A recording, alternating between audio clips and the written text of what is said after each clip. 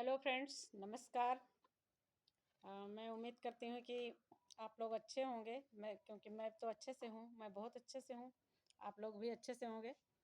तो मैं इस समय आप लोगों के पास एक बहुत ही महत्वपूर्ण और ज़रूरी वीडियो लेके उपस्थित हुई हूँ। फिर से ध्यान से देखिएगा। मैंने इससे पहले आप लोग को टीकाकरण का 2 चरण में बता चुकी थी, आप लोगों ने देखा भी है। तो आज मैं बताऊँगी टीकाकरण का तीसरा चरण, अर्थात 3.5 माह। जैसे प्रथम शिशु को जो प्रथम डोज लगी थी 1.5 माह पे, तो उस समय टीकाकरण में 5 वैक्सीन दी गई थी। 2 वैक्सीन मुँह से और 3 वैक्सीन के इंजेक्शन लगे थे। उसके बाद द्वितीय डोज में 3 वैक्सीन ही थी। कौन कौन सी? पोलियो, रोटा और पेंटावायलेंट की सेकेंड डोज। लेकिन अब आज मैं आप लोग को टीकाकरण का तीसरा चरण समझा रही हूँ, बताने जा रही हूँ तीसरे चरण के बारे में। तो तीसरे चरण में गाइज जो है, फिर से बच्चे को वही 5 जो प्रथम 1.5 माह पे प्रथम खुराक पे या प्रथम डोज पे जो वैक्सीन दी गई थी, तीसरे में भी वही वैक्सीन दी जाएगी। अच्छा, बहुत लोग सोचते होंगे कि क्यों बीच में 3 ही वैक्सीन दी गई, तो उसके भी कारण हैं। इसमें से कुछ दवाएं ऐसी हैं जो 1 माह से अधिक समय लेती हैं, मतलब लगभग 2 माह या 55-56 दिन के समय के बाद दूसरी डोज देनी होती है। इसलिए तीसरी खुराक में बच्चे को फिर पुनः वही 5 डोज दी जाएगी। किस किस चीज़ की? पोलियो की 3rd डोज, रोटा की 3rd डोज, FIPV की 2nd डोज। पहले में लगी थी, दूसरे में नहीं लगी थी FIPV की, और ना ही PCV की लगी थी। तो ये 2 इंजेक्शन जो हैं, ये लगभग 2 महीना या 56 दिन के बाद ही लगते हैं। 56 दिन 58 दिन के बाद ही लगते हैं, इसलिए ये तीसरी खुराक में आते हैं। सारे 3 वैक्सीनें जो 2nd डोज में दी गई थी, उनकी तीसरी खुराक लगेगी तीसरे टीकाकरण के तीसरे राउंड में या तीसरी डोज में। जो है 2 वैक्सीन नहीं दी गई थी, तो वो इस बार दी जाएगी। फिर से सुन लीजिए ध्यान से।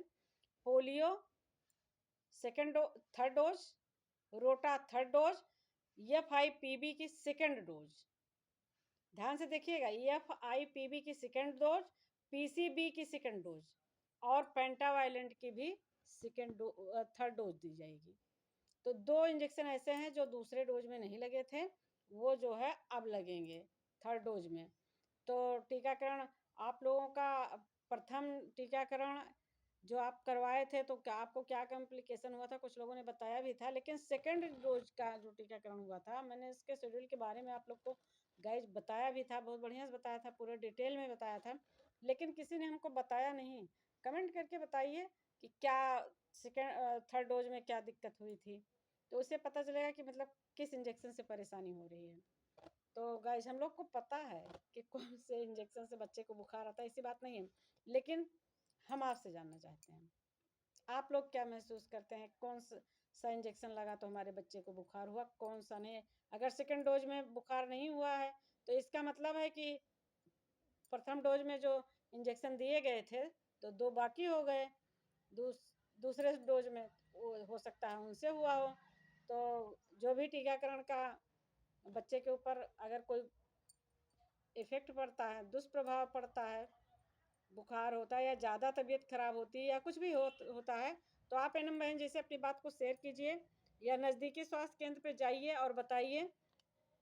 अगर नहीं हो रहा है तो अच्छी बात है भाई, तो टीकाकरण अवश्य कराएं। बच्चे को रूटीन टीकाकरण जो होता है, मतलब डेट टू डेट, अगर उस तरीके से टीकाकरण कराएंगे तो निश्चित है आपका बच्चा बहुत ही स्वस्थ होगा और उसको बीमारी होने का कोई चांस नहीं हो। क्योंकि ये सारी वैक्सीनें जो है वैक्सीन हैं, तो सारी वैक्सीनें जो हैं बच्चों में रोग प्रतिरोधक क्षमता को बढ़ा देती हैं। बच्चा स्वस्थ रहता है, ज़्यादा खुश रहता है। अगर बच्चे का स्वास्थ्य बिगड़ गया तो समझ लीजिए बच्चे का तो स्वास्थ्य बिगड़ा ही है, फिर माँ बाप को परेशानी झेलनी पड़ती है गाइज। तो कृपया अपने बच्चों का ध्यान रखिए और समय से टीकाकरण अवश्य कराइए। तीसरी डोज कराने जिनके बच्चों का इस बार तीसरी डोज होगी टीकाकरण का, तो कृपया मेरा उनसे अनुरोध है कि टीकाकरण कराने के बाद क्या हुआ उसको हमको अवश्य बताइएगा। और तीसरा टीका लगवाने के बाद फिर आप कब जाएंगे टीकाकरण बूथ पे, 9 माह पूरा होने पर। 9 माह पूरा होने पर आपके शिशु को जो दी जाएगी जेई की प्रथम खुराक और मिजल्स की एमआर जिसको बोलते हैं एमआर की प्रथम खुराक। तो आप लोग जो है तीसरा टीका लगवाने के बाद फिर जो है 9 माह बाद ही जाइएगा। और एनम बहन जी से जब भी टीकाकरण कराएं तो उनसे खुद बात करें, खुद पूछें कि अब कब आना है, या हम जब आ रहे हैं तो फिर कौन सा टीका लगेगा। आप सब लोग जागरूक हैं, जागरूक नहीं है तो जागरूक बनिए और जानिए कि हम जो भी वैक्सीन अपने बच्चे को दिला रहे हैं तो किस चीज़ के लिए दिला रहे हैं, इसके क्या दुष्परिणाम हो सकते हैं, इसके बारे में जानकारी रखें। इसी के साथ वीडियो बंद कर रही हूँ। तो गाइस आप लोग को बहुत बहुत धन्यवाद मेरा वीडियो